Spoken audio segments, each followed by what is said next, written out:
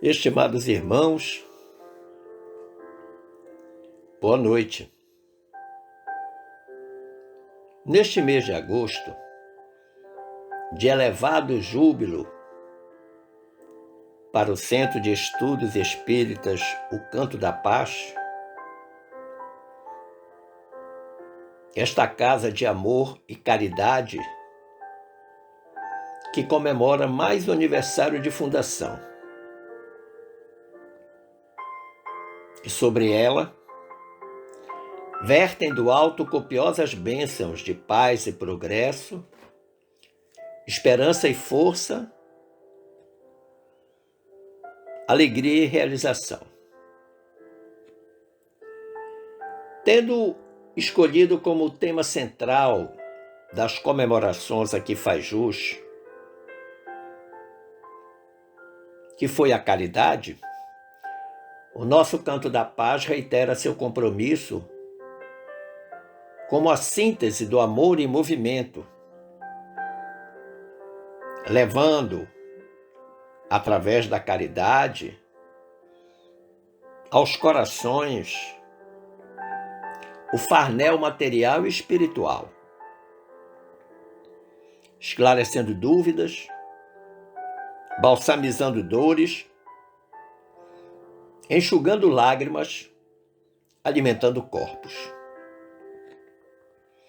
Dessa forma, o nosso tema de hoje, solicitado pela casa, intitula-se A Caridade é a Fonte de Todas as Virtudes. E eu quero iniciar voltando lá no ano de 1956. Talvez alguns não tenham nem nascido ainda naquele ano. Lá na cidade de Pedro Leopoldo, no estado das Minas Gerais, mais especificamente no Centro Espírita Luiz Gonzaga, fundado pelo saudoso Francisco Cândido Xavier. Pois bem, nesse centro realizava-se uma reunião da comunidade espírita, quando o benfeitor Emmanuel, através da pena mediúnica de Chico Xavier, ditou a seguinte mensagem. Comentávamos a beneficência em reunião de companheiros encarnados e desencarnados, quando alguém considerou que a palavra caridade, por excessivamente repetida, talvez estivesse perdendo a significação e a importância. Entretanto, aduzimos, estaria o sol diminuindo em grandeza por mostrar-se diariamente de hemisfério a hemisfério? Que palavra diferente inventaríamos para a luz, unicamente porque seja ela um prodígio infinitamente rearticulado para os nossos olhos? Este preâmbulo está na mensagem que abre a obra, no capítulo 162, a obra 162 de Chico Xavier, melhor dizendo, a obra número 162, trazida a lume no ano de 1978, cujo título é Caridade. E sobre a caridade, Emmanuel afirma com precisão: caridade, haverá outra expressão mais nobre para designar o laço de íntima união entre nós à frente do Criador? Olha o que Emmanuel está dizendo. Que não há nada mais importante, mais nobre, mais digno para retratar esta união entre as pessoas diante de Deus do que a prática da caridade. Então, a prática da caridade é um símbolo forte, firme, é um sinal identificador. Agora, a prática da caridade, precisa tornar-se um hábito saudável. Como é, por exemplo, o hábito de tomar banho diariamente, mais de uma vez por dia, alimentar-se convenientemente, o hábito de cortar as unhas, de limpar as orelhas. Caridade deve ser a cultura de todo cristão. E é por essa razão que Emmanuel afirma: regozija-te na companhia dos amigos, em cuja intimidade surpreendes o alimento espiritual que te assegura euforia e bom ânimo. Então ele está pedindo para a gente ficar feliz e alegre quando a gente percebe que aquele alimento que não está sendo oferecido, ele vai garantir a nossa alegria, o nosso bom ânimo, a nossa vontade de fazer as coisas. Mas Emmanuel usa uma conjunção adversativa. Ele diz: entretanto, em toda oportunidade que se te descortine, cultiva o intercâmbio com os habitantes das calçadas públicas ou de taperas abandonadas, em que se esconde a penúria, cansada de sofrimento, e onde, com ligeira migalha de socorro material ou com simples frase amiga, podes exercer o ofício dos anjos. Então, na parte inicial, ele chama a atenção de que a gente deve ficar feliz com as pessoas que nos incentivam espiritualmente. Mas ele diz que a gente deve prestar muita atenção com os pobres, os desvalidos, os sofredores, aqueles que nada têm, privados do lar, privados do alimento, privados da roupa, da veste, privados da própria dignidade. E ele pede que a gente então faça algo para com essas pessoas, por menor que seja. E ele vai dizer que este ato de benemerência que estaremos realizando com ele, a gente pode exercer o ofício dos anjos, de proteção, de ajuda, de colaboração. Se bem compreendemos, Emmanuel alerta que se de um lado somos beneficiados com a caridade que nos anima o espírito, trazida pelos benfeitores que nos acompanham, sejam eles encarnados ou desencarnados, por um dever de reciprocidade, devemos atender então aqueles que jazem nas calçadas, nas taperas, aqueles necessitados, mesmo que essa assistência seja com o mínimo que nós dispusermos, mas ela não deve ser negada. E Emmanuel prossegue com poesia e beleza, dizendo-nos: aprimora-te na apresentação pessoal, pois ao próprio lírio no charco, Deus concedeu o direito à beleza digna para a glória da natureza. Mas, outra conjunção adversativa, quanto possas, comparece nos círculos de angústia em que mães sofredoras se agoniam entre a necessidade e o desespero, oferecendo-lhe alguma bênção de amparo, de maneira a enfeitar-lhes a face com o sorriso da esperança. Usando a beleza do lírio de forma alegórica para falar do nosso aprimoramento na apresentação pessoal, Emmanuel diz que isso tudo é aceitável, é compreensível, mas que nós não podemos nos esquecer dos que nada têm, E aí ele faz uma sugestão oportuna, ele diz: comparece aos círculos de angústia em que mães sofredoras se agoniam entre a necessidade e o desespero. E o que é que ele pede para que a gente faça com essas pessoas? Alguma bênção de amparo. Amparo espiritual, amparo moral, amparo material.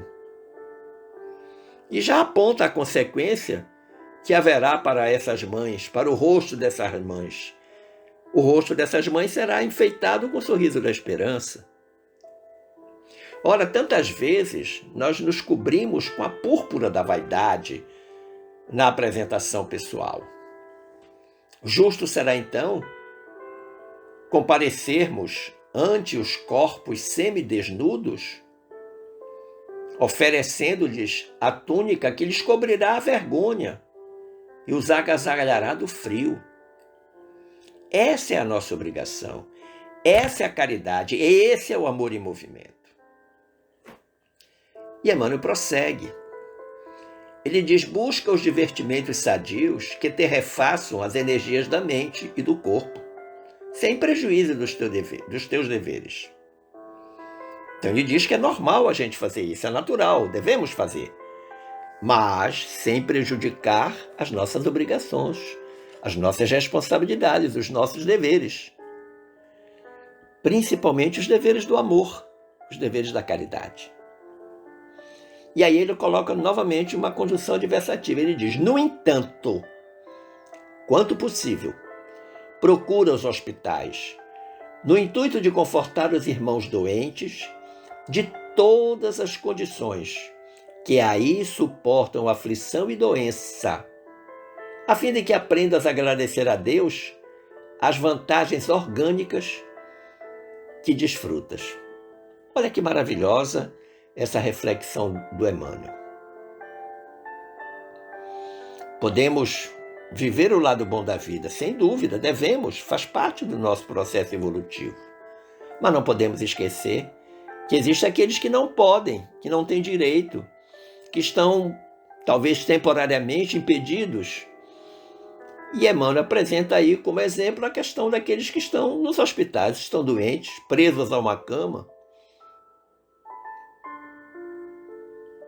e que, ajudando essas pessoas e vendo essas pessoas, nós temos a obrigação ética e moral de agradecer a Deus os nossos corpos, ou o nosso corpo sadio, sem doença, ou se doente estiver, com alguma coisa que não seja grave, que nos impeça de viver a vida. Sempre considerando nossos direitos inalienáveis na conquista dos bens pelos quais lutamos com honestidade de propósito, o benfeitor espiritual então chama a nossa atenção para o contraponto do dever que nos assiste frente aos aflitos e sofredores. Nós temos um dever, obrigação, uma responsabilidade. Caridade é dever. Caridade não é direito, caridade é dever.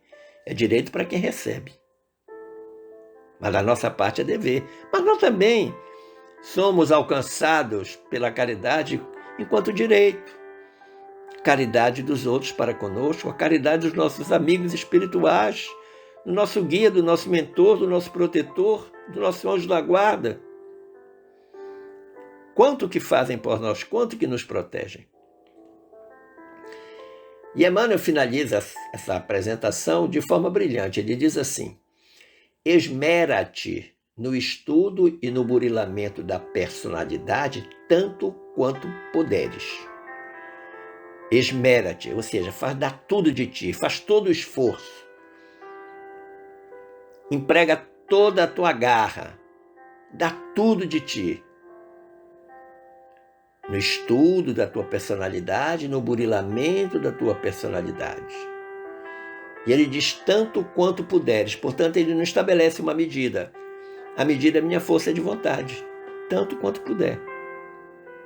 Porém, outra conjunção adversativa, tanto quanto puderes, igualmente, sai de ti mesmo ao encontro do próximo em dificuldades maiores que as nossas, que as tuas dificuldades. atendendo ao amor que Jesus nos ensinou. Eu tenho que me preocupar com a minha melhoria, sem dúvida. Aliás, o maior interessado no meu progresso sou eu mesmo. Mas eu tenho que me preocupar também com o progresso do outro, com a melhoria do outro, principalmente daqueles que estão em grandes dificuldades, dificuldades que muitas vezes são maiores que as nossas, que as minhas. E ele usa como referência o que Jesus nos ensinou. Jesus não é o nosso modelo e guia, então ele está oferecendo como referência amar como Jesus amou, como diz a canção do Padre Zezinho. E Emmanuel prossegue dizendo: então, converterás o teu próprio sentimento em estrela no céu da inteligência. Olha que legal. O sentimento, aquilo que nasce do coração, aquela porção mais nobre, aquela coisa linda, né, vai virar uma estrela no céu da inteligência, porque em verdade, diz Emmanuel, Deus nos concede na cultura o coração da escola, assim como nos oferece na caridade a escola do coração. E aí ele faz um jogo de palavras perfeito. Nos concede na cultura o coração da escola e nos oferece na caridade a escola do coração. Sem dúvida que a caridade é a escola do coração. O coração é a sede do sentimento. Tudo tem que nascer lá. Então, Emmanuel está nos falando de esmero, de burilamento, que são ferramentas que dão lustro à nossa personalidade. E podemos entender personalidade como a organização mais ou menos estável e contínua do físico, do caráter, do temperamento, do intelecto de uma pessoa, e que determina o ajustamento único dessa pessoa no meio ambiente. Caridade é sentimento que nasce no coração e esplende no céu da inteligência, e que deve derramar-se indefinidamente nos espaços em nosso derredor. Caridade conosco, caridade com o próximo. Para confirmar isso que penso, encontrei nessa mesma obra, Caridade, um belo poema do espírito Manuel Monteiro, intitulado Dom de Deus, e do qual extraí desse poema essa pérola. Diz lá o Manuel Monteiro: caridade, dom de Deus. A bondade dividida será sempre em toda parte a luz que clareia a vida. Mas só fica onde trabalha e nunca aparece em vão, quando nasce, vibra e serve por dentro do coração. Olha que legal. O venerando espírito Fabiano de Cristo, em página de singular beleza, fala da caridade através de contrapontos que bem exemplificam a conduta humana realizada e desejada por todos nós. Fabiano diz: a obra do Cristo, hoje como ontem, é a caminhada do amor, em serviço aos semelhantes, através de estradas em que a sombra muitas vezes ruge e domina. Olha que interessante. A obra de Cristo, hoje como no tempo dele, é a caminhada do amor. De que jeito? Servindo ao semelhante, amando ao próximo, praticando a caridade. E ele diz mais: problemas, dificuldades, aflições, incompreensões, obstáculos, crises, dores, lutas e sacrifícios surgirão na senda por desafios da construção que nos compete realizar. E aí coloca uma conjunção adversativa. Entretanto, para a romagem, ou seja, para o caminho, para essa estrada, para esse caminhar, possuímos a caridade como sendo a luz inextinguível que o Mestre nos legou. Ou seja, pode vir toda sorte de adversidade, mas eu tenho na caridade o melhor modelo de solução. E ele diz mais: tropeços aos montes repontarão do cotidiano. E uma nova conjunção adversativa. Mas, se tivermos caridade, serão removidos em silêncio para que a harmonia se reajuste. Então, esse poder que a caridade tem de remover as coisas ruins, desorganizar essa maldade que quer nos se acercar de nós. Ele diz, virão tropeços, virão quedas no nosso cotidiano, no dia a dia, toda hora, todo tempo. Mas se a gente está praticando a caridade, todas essas pedras colocadas para o nosso tropeço serão removidas de sorte que o caminho volta a ficar pleno. O que ele diz, para que a harmonia se reajuste. Diz ainda Fabiano, discórdias gritarão, concitando-nos a conflitos desnecessários nas trevas. Entretanto, se tivermos caridade, os ânimos conturbados se apaziguarão, para que a serenidade nos comande o destino. Então ele está colocando de um lado a dificuldade e está fazendo um contraponto, usando sempre as conjunções adversativas, indicando que o que vem depois é o principal, é a fonte da solução. Ele diz, injúrias virão, a modo de serpes, insuflando no ambiente as projeções de que são portadoras. Todavia, se tivermos caridade, a prece virá do nosso coração a força do verbo, a fim de que se convertam em bênçãos de paz.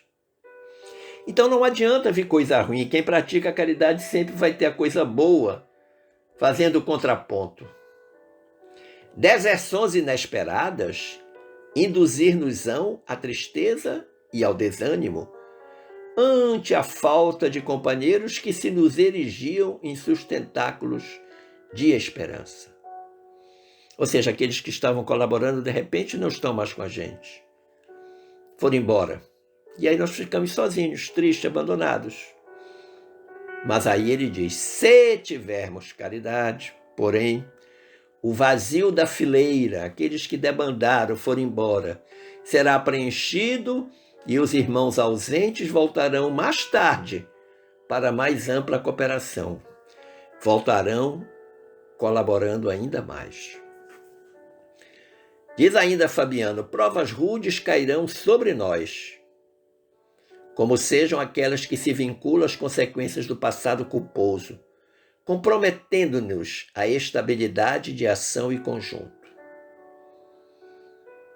Todos nós passamos por isso ou não? Passamos por provas duríssimas, mas passamos por provas que merecemos, porque lá atrás há um passado culposo. Existem débitos pretéritos que precisam ser saneados. Então nós temos que enfrentar essa prova com galhardia. E aí Fabiano diz, no entanto, se tivermos caridade, as lágrimas regenerativas e as dores esfogueantes das lides expiatórias encontrarão consolo que as atenue. Então, por mais que a minha luta esteja sendo muito difícil, quando eu entro na prática da caridade, quando eu entro na seara da caridade, essas dores que ele chama as dores esfogueantes da lida expiatória, seja das minhas expiações, das minhas dificuldades, elas serão consoladas e atenuadas pela caridade que eu pratico. É a lei do retorno, é a lei de causa e efeito, não há nenhuma dúvida em relação a isso. Diz ainda o Fabiano, tentações inquietantes pesar-nos-ão nos círculos afetivos, carregando ameaças contra a segurança de nossa fé.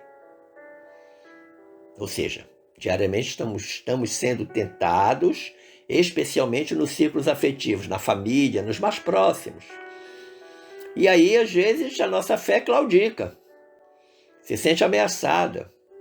Mas aí ele diz, contudo, se tivermos caridade, o amor vibrará em nossas almas, desfazendo as tramas obscuras da obsessão.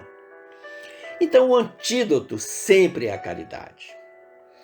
Desentendimentos no âmbito mais íntimo de nossos ideais aparecerão, à maneira de insetos destruidores, carcomendo a plantação promissora de nossas realizações com Jesus. Ou seja, vão ter os sabotadores da nossa ação. A gente vai lá, está trabalhando, está fazendo as coisas, mas vão ter dissensões, discussões, brigas, inveja. Mas a gente não pode desistir.